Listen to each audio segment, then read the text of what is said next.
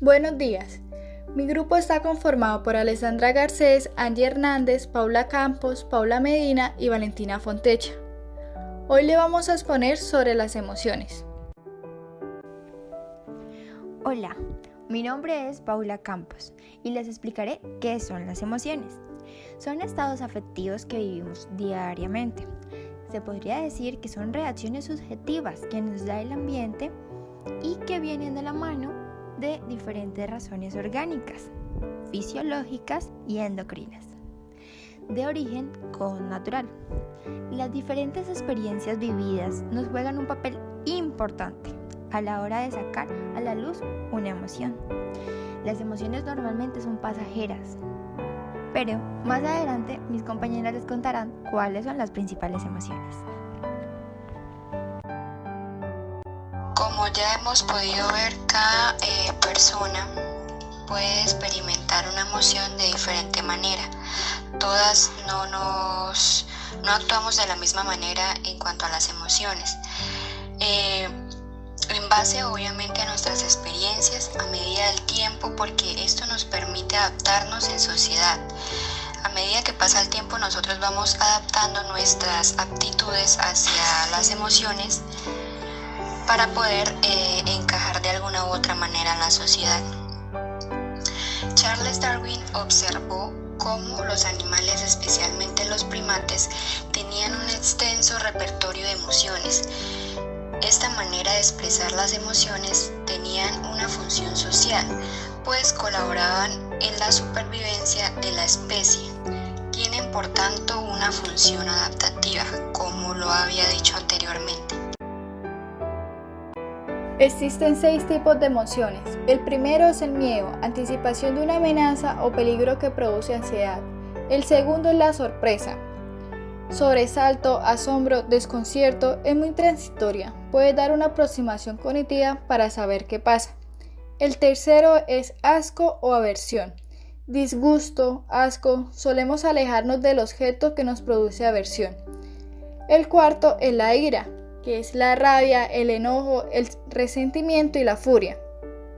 El quinto, la alegría, diversión, euforia, contexto de una sensación de bienestar.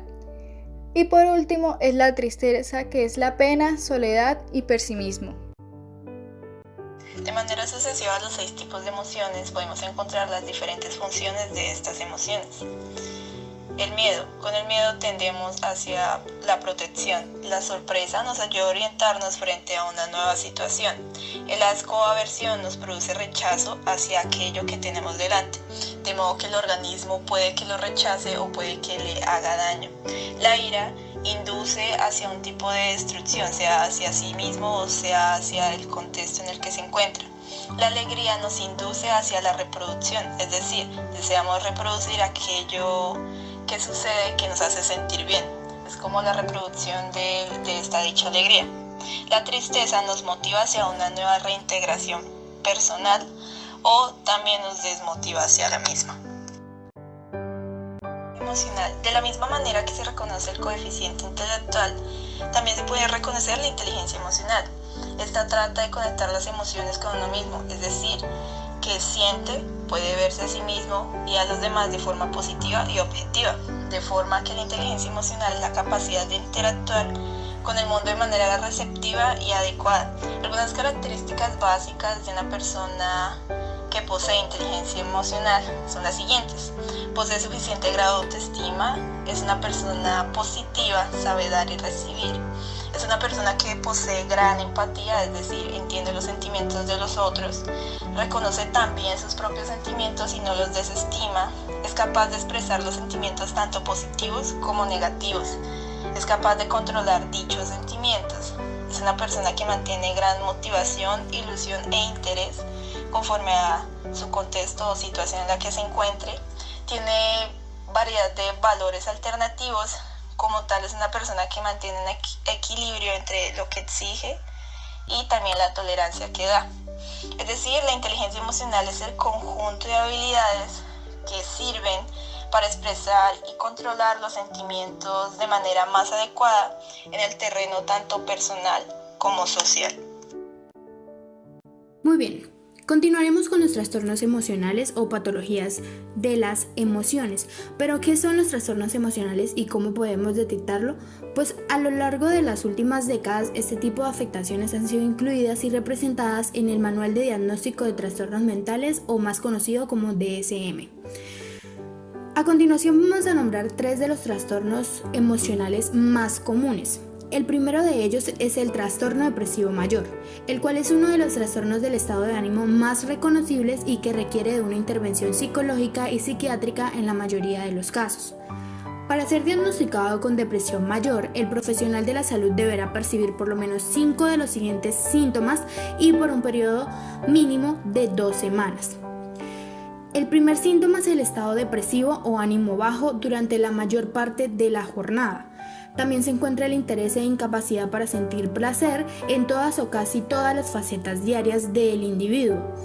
Está también el descenso del peso corporal de forma abrupta, más de un 5% del peso en 30 días, o bien el aumento del apetito y con ello el aumento del peso. También están las dificultades para dormir, o más conocido como insomnio, y el sueño excesivo, hipersomnia. Puede ser alguno de estos 2 casos. El siguiente es la agitación o lentitud psicomotora la mayoría de los días. También se encuentra la baja energía, la sensación de inutilidad, las sensaciones de culpa, de agotamiento existencial, el descenso de la capacidad para mantener la concentración, para tomar decisiones. También se encuentra el siguiente síntoma bastante importante, que es la ideación suicida, que son pensamientos intrusivos sobre la muerte, de pronto ideas, pensamientos de cómo cometer el acto y demás. Les comentamos que el trastorno depresivo mayor es un trastorno que debe ser tratado por médicos y profesionales de la salud mental. Su aparición promedio se sitúa en torno a los 25 años de edad. El segundo trastorno del que hablaremos es el distímico. La distimia es un trastorno del estado de ánimo relacionado directamente con la depresión. Para ser diagnosticado con distimia, el paciente tiene que mostrar un ánimo depresivo durante la mayor parte de la jornada y por un periodo de 2 años como mínimo, sin existir ningún lapso de 2 meses en que su ánimo recupere la normalidad. Es decir, algunos de los trastornos pueden incluir de pronto algún cambio dentro del tiempo en el que se encuentra el paciente en un bajo estado de ánimo, pero en la distimia es característico que no se cambie de estado de ánimo, o sea que siempre se mantenga durante 2 años. A continuación les vamos a nombrar algunos síntomas y el paciente tiene que estar cumpliendo por lo menos 2 de estos rasgos para que cumpla con este trastorno. El primero es la pérdida o aumento inusual del apetito. La segunda son las dificultades para dormir, o más conocido como insomnio o hipersomnia, que como les comentábamos anteriormente es el sueño excesivo. También está la apatía y la baja energía, los problemas de autoestima, problemas para concentrarse y tomar decisiones. Y les comentamos que existe una edad promedio en el que el individuo suele presentar la primera etapa de distimia, que es alrededor de los 20 años de edad. El tercer trastorno del que hablaremos es el trastorno bipolar, también conocido como bipolaridad. Es la predisposición a sufrir episodios de manía alternados con etapas de depresión mayor. Estos vaivenes en el estado de ánimo conducen a estados de euforia y actividad frenética en periodos de tiempo largos para luego caer en apatía y la desesperación. Hay 2 tipos de trastorno bipolar, el primero y el segundo. Se distinguen en una característica del episodio maníaco. En el trastorno bipolar 1 son intermitentes los episodios maníacos completos con las etapas de bajo estado de ánimo. Sin embargo, en el trastorno bipolar 2 son intermitentes los episodios hipomaníacos, que estos son más leves que los maníacos. Y obviamente los episodios depresivos. Los síntomas. Como sea, estos 2 tipos de bipolaridad cumplen con estos síntomas. El primero es la aparición de 1 o más episodios de depresión mayor. El segundo son la aparición por lo menos de un episodio maníaco en el trastorno bipolar 2. Y el tercero es la aparición de por lo menos un episodio hipomaníaco en el trastorno bipolar 1. También dentro de estos trastornos se encuentra el trastorno ciclotímico, que es una alteración parecida al trastorno bipolar 2, pero se distingue porque sus episodios son más leves, porque su duración en el tiempo es más prolongada. Muy bien, y como ya hemos hablado y presentado las patologías de las emociones o los trastornos emocionales más comunes, ahora hablaremos sobre la medición y evaluación de alguna de esas emociones. Vamos a presentar dos pruebas bastante icónicas y relevantes que miden inteligencia emocional y pues otras circunstancias referentes a las emociones. La primera prueba presentada es la Barron IQ-EGB o Inventario de Inteligencia Emocional de Barron, que es la versión para jóvenes. Sus autores son Barron y James Parker. Su procedencia es Multi-Health System en el año 2000. Tiene varias adaptaciones a idiomas y pues su aplicación puede ser de manera individual y colectiva. El ámbito de aplicación son niños, niñas y jóvenes de 7 a 18 años de edad. La duración de la prueba es aproximadamente 20-24 minutos y su finalidad es la evaluación de la inteligencia emocional y de sus diferentes componentes socioemocionales por medio de varias escalas. Dentro de esas escalas está la manera interpersonal, intrapersonal, la adaptabilidad, el manejo del estrés y el estado de ánimo en general. También contiene un índice de inteligencia emocional en total. Cuenta además con 2 escalas de control de las respuestas, inconsistencia e impresión positiva. La segunda prueba de la que hablaremos es el test de inteligencia emocional ERE, que ofrece una medición fiable de las capacidades emocionales y relacionales de una persona mediante la evaluación de 12 factores específicos de inteligencia emocional. El test ofrece una puntuación IQ o QI calibrada con una escala de control de la sinceridad. Cuenta con 97 preguntas con todos los perfiles, de 15 a 20 minutos es su tiempo de duración y tiene una adaptación al español, francés, inglés y alemán.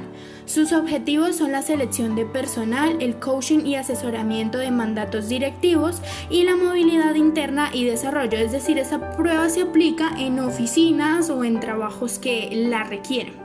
Sus puntos fuertes son la puntuación calibrada del consciente emocional, el indicador de control de sinceridad, el resumen del perfil con consejos para mejorar, pues su análisis se basa en 4 dimensiones generales, que son la inteligencia interpersonal, la afirmación de uno mismo, el desarrollo personal y el liderazgo.